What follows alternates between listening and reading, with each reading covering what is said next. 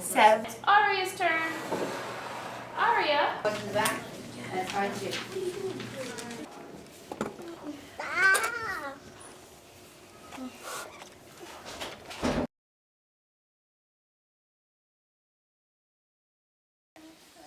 Yeah, what are those? Yeah, in the very beginning, we kind of hit the internet. Yeah. There was just so much information, so many different people telling us, well, not telling us specifically, but saying you should do things this way or you should do things that way. And when she was around 2.5, she suddenly started acting differently, and we assumed it was terrible twos or something like that. As clueless as we were, that she wasn't paying attention when it turned out she wasn't hearing, of course.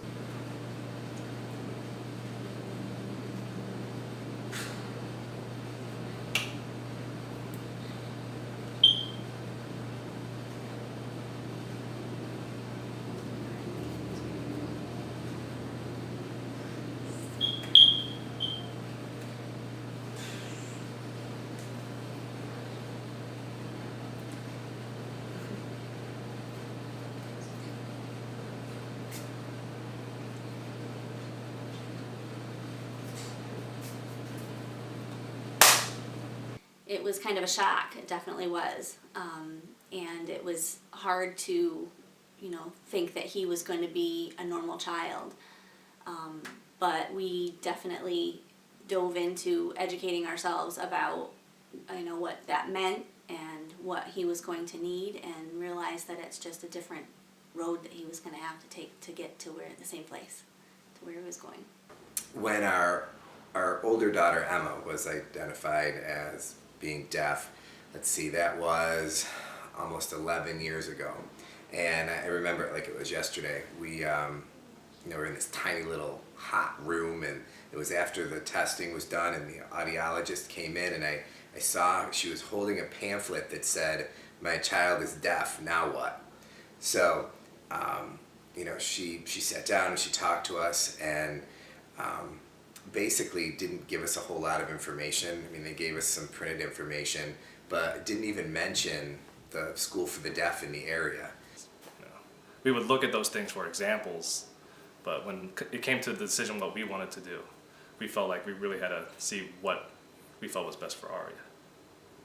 I remember feeling almost angry because we would read on the internet that we'd have to decide whether we were gonna get hearing aids and an implant, a cochlear implant, and go the oral route, or we were gonna choose ASL as our only and primary means of communication and go that route.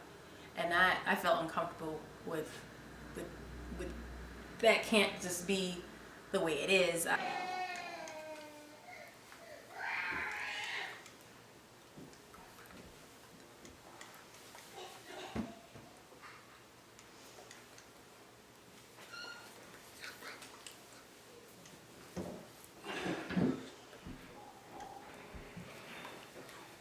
We need to look at the individual characteristics of each child and design an educational program that meets those needs.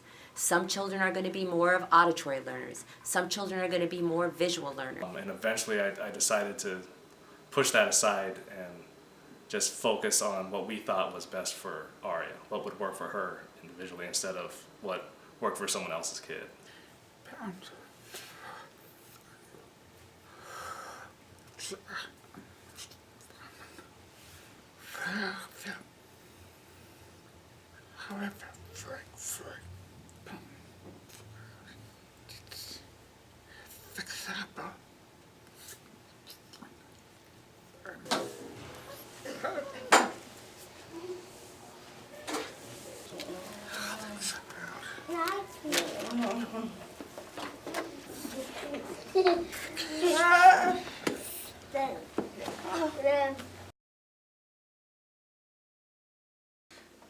That's a tough question, because I think there's a tendency for people to look at least restrictive environment as the neighborhood school in all cases, and that really isn't the case. The least restrictive environment depends on the needs of the individual student. So we have 2 deaf children, and for our older daughter Emma, the least restrictive environment is a deaf school.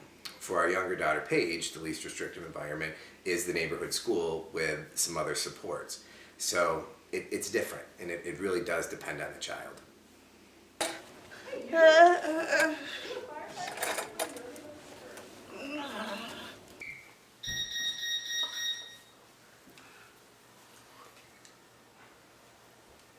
My initial thoughts on the IFSP were, what is this? For the first few meetings, I remember not quite understanding what it was about.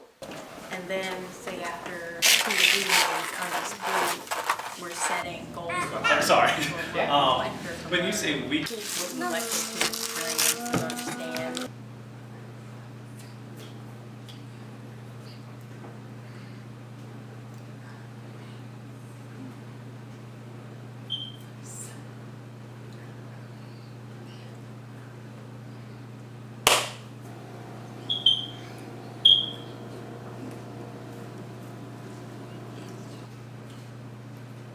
Arm spots. So you have no humerus right now. Well, It is high. it's pretty high. That's how much the recipe says we need.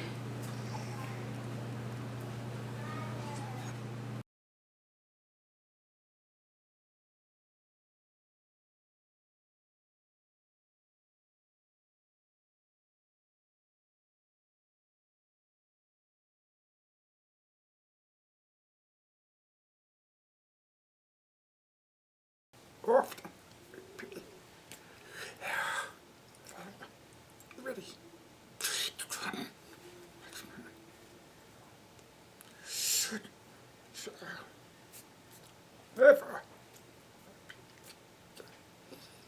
Oh.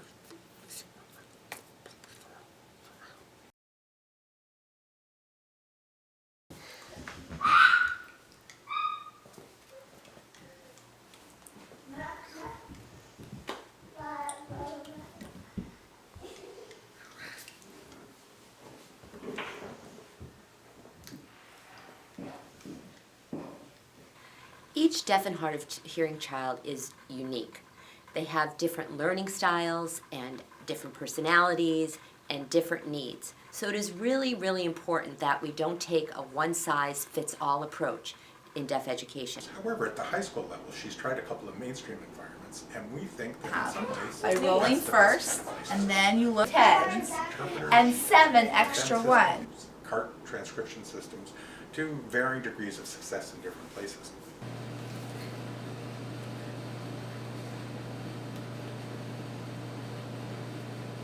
O-N-S. Which one needs to?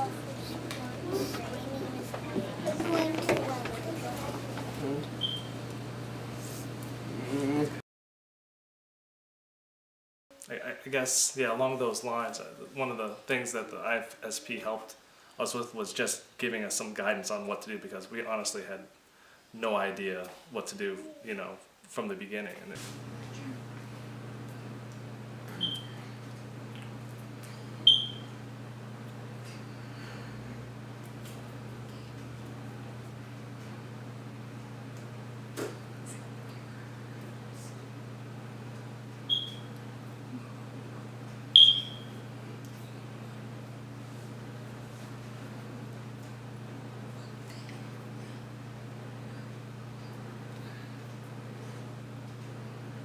One of the things that's good about the IEP process is that it is annual, and so you revisit each child's program every year, which helps because a lot of decisions change over the course of time, and placements change. I want my child to have everything.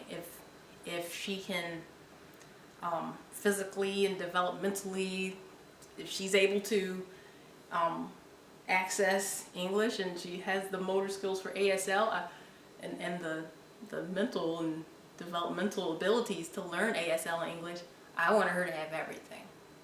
I didn't want to have to choose. So I'm finding that we don't have to choose. We can teach her both English and ASL, and she can be exposed to both at school and at home, and it's not a hindrance to her. It's helping her. And these are processes, but this one might be involved with this process here as well as this one here.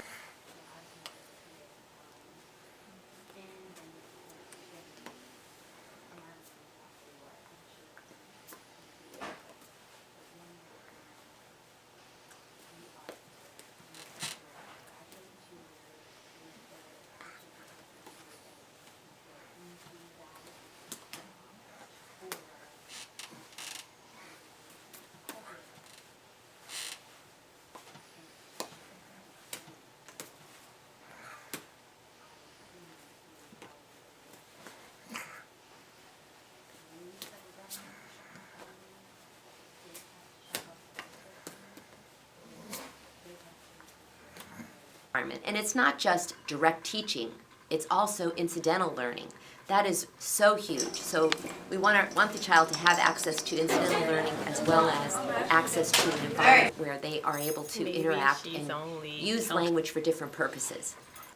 I think the least restrictive environment for Harrison is being around peers with the same language as him and being in an environment where he can learn without feeling like he's secluded or isolated from the rest of the group.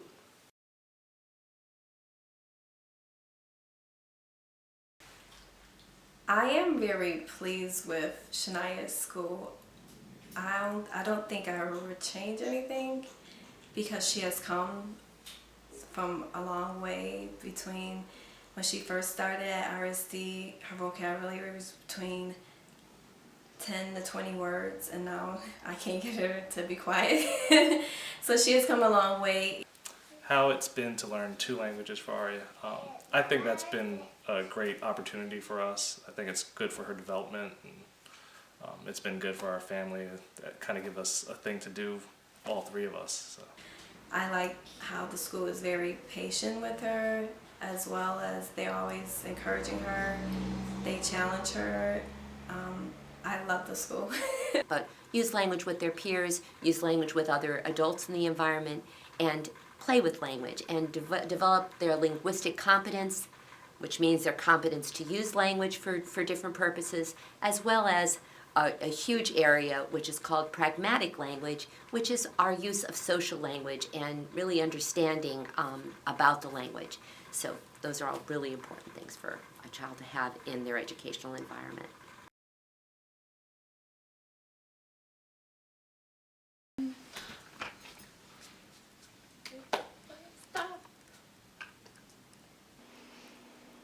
I would say just advocating for your child, just making sure that they have all their needs met in their schools, any accommodations that they need to succeed, and making sure they're in the right classroom setting that meets their needs.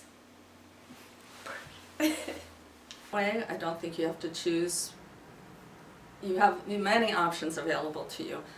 A child can have a cochlear implant and still be fluent in ASL and still be a part of the deaf community. A child can be bilingual and bicultural and be successful in both communities. So I don't let anybody limit what culture or community is available to her, what classes are available to her. I have very high expectations of her and of what I want other people to provide for her.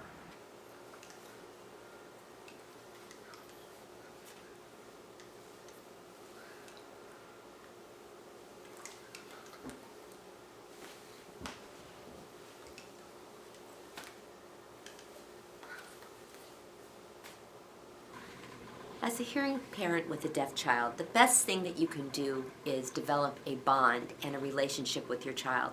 Provide your child with opportunities to experience life by providing him access and an environment where it's language rich so that you can make those connections to things in their environment. Don't get hung up on different modalities, whether I should sign it or whether I should say it, but just think about ways that is most accessible to your child. I also would encourage parents to seek out deaf adult role models for their children, to research everything you can on how to raise a deaf child as a psychologically healthy deaf adult.